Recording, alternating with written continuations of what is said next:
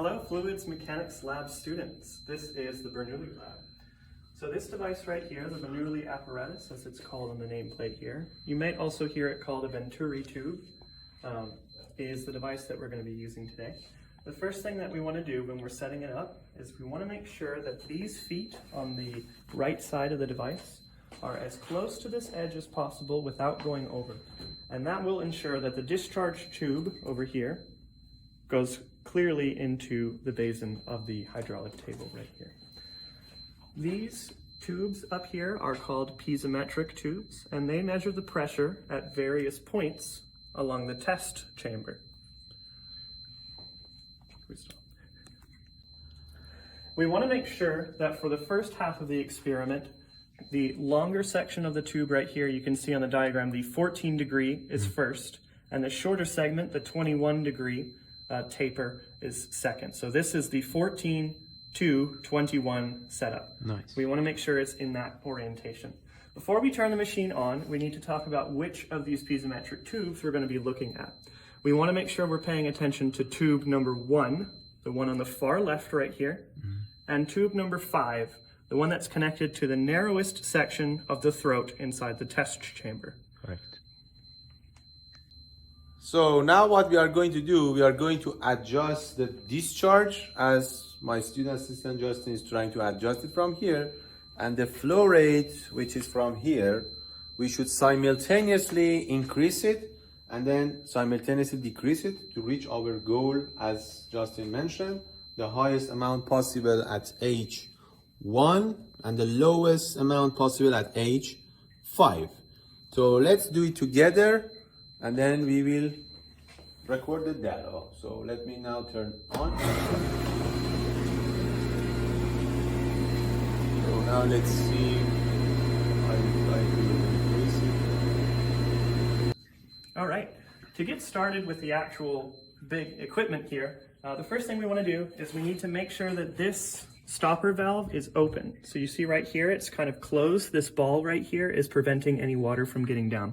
So you'll pull up on this little knob and rest it on the little flat plastic section right there.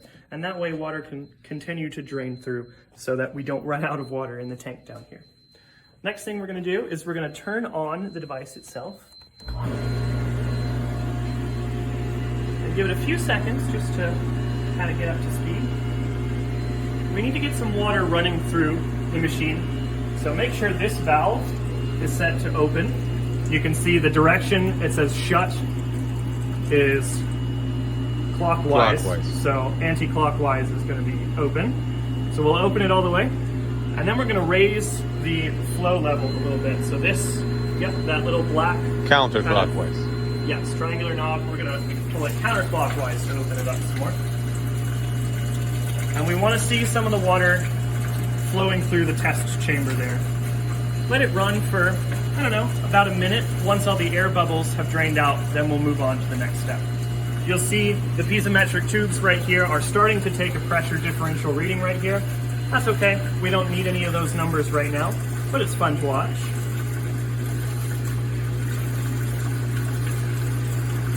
And then once we're ready to start, Dr. Reza is going to lower the flow rate, and I'm going to close the valve right here.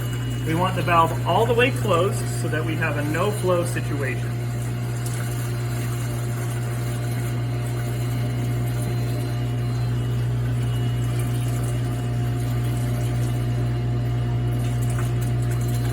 There we go. Once the valve is all the way full, you'll see that all of the piezometric tubes are going to be moving upward in the same direction there.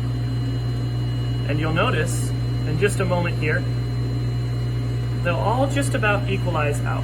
And the reason for this is because water is an incompressible fluid, so the pressure should be about the same anywhere in the tube.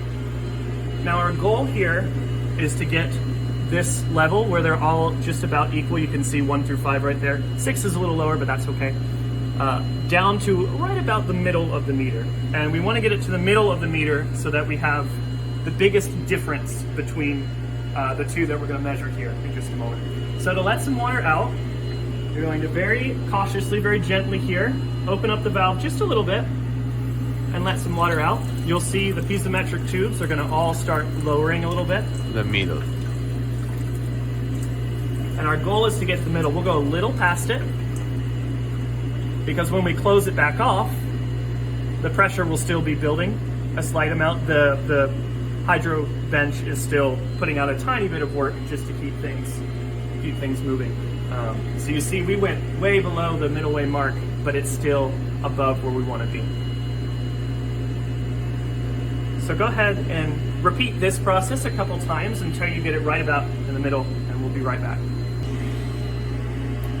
So at this point, we've got all the levels about at the same. We couldn't get it quite down to the middle, but that's all right. We'll go with about 220 here. And what we're going to do is Dr. Reza is going to slowly increase the flow rate, and I'm going to simultaneously open the valve, so that way we get kind of some water moving through the tube right here. So Until we reach the highest one here, and the number 5 to the lowest possible. Now let's do it together. I will try to run the flow. So as you can see, me and Justin, we try to adjust the discharge valve and the flow valve here, and then we can see that we have now reached the goal, which is the H1 is around the highest possible and H5 the lowest possible. So once we meet this goal, then we can easily record the data, which is from number 1 all the way to number 6. We should record corresponding to each. They have a pipe which you can start seeing the points, and then these are the static heads which we should record, H1 to H6. And the last one represents total head, which you see it's not connected to any of these little pipes.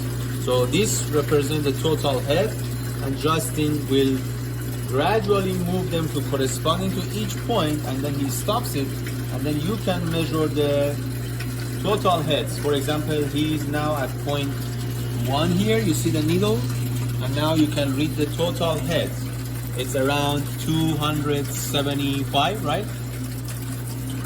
I'd say right at 270. 270, whatever.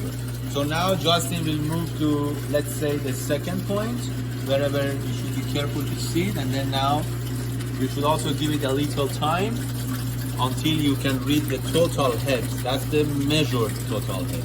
And you should also have the calculated one on the theory to compare later.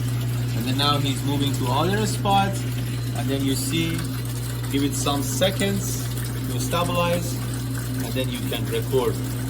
And then as he moves it to other spots, it should move. However, we forgot also to say, once you read the data point, you need to record the flow rates before reading the numbers. You need to, as Justin said previously, close this valve, and then from here you should see when it reaches the 0 level, have your timer to see how many liters. We assume up to 10 liters because we don't have that much water in the tank. Up to 10 liters, and then your student should have a timer to record the flow rate. Do you want to? Once you've gotten all your measurements from your piezometric tubes, your hypodermic needle, and calculated your flow rate, well, measured how many liters and It should be up to 10, not about 10, right? Yeah. Yes. Then what we're going to do is we're going to see what happens when the slopes of these two sections switch. So right now we've got it set up. This is the 14 and this is the 21 degree segment. We're going to disassemble the device again. Yeah, just be cautious as he's trying to pull it out. Make sure to see when it's moving. When you reach up to here, which you cannot see anymore, just stop it, because you should not take it completely out, because if it's out, then it's very hard to return it back. So now you can gradually try to open this part, and then you can visually, without even touching, just moving a little to see if there is no needle touching it. If you see still a needle in, Justin will gradually take it out, not too much, until it can be, still is, you need more take out. More? Yes, because it's still see here. You see here? Now, there is none. Now we can see up to here. Then you can also, could you please also release this part too? Yep. It should be the other one, yes. And now Justin will flip it over to have the angles change from now 21 degrees to 14 degrees, right? Yes. And then you should make sure these little pipes don't mess up together or don't get tied together, because it's hard, the water goes in. Make sure they are a space and then is not gotten stuck somewhere, and then he will push the needle back. The most important thing to think about to remember for this half of the lab is which meters you're going to look at. For this section of the lab, last time we measured 1 and 5. This one we're going to look at some different ones. Since this Is the beginning? is the beginning, we want to measure 6, and 5 is still in the middle. Yes. So 6 we want should be to the highest 6 should amount. be, yep, as high as you can go, and 5 should be as low as possible. possible. So you don't need to look at the tube number 1 when you're first setting up this experiment. You Yes. will need to for your data sheet, but not when you're figuring out if it's got the right pressure. And besides that, also you need to make sure when you are filling out your data points, 1 to 6 you should fill up. But this time, when you are looking at 1, make sure it's connected to here, and then 2, and then so on. Okay, so 1 to 6 should be recorded. All right. So just to reiterate, this is the 21-degree section first, and then the 14-degree section second. Once you've got it all turned on and gotten these pressure levels to about the same value, they don't have to be 100% perfect. We just trap the water by adjusting the pressure, the flow and the discharge. Now when the water, as Justin said, is at the same level, now we can do what? We can start taking our measurements. So Yes. what 6 we'll and do- 5. Yeah. Right? Yes, to So make I'll it slowly open this valve while Dr. Reza starts. sure. We will show it increasing in the next video. All right, so once more we've got it set up. Make sure there are no bubbles in the tube right there. If you see any, just wait for them to float their way up to the top. They'll do that naturally.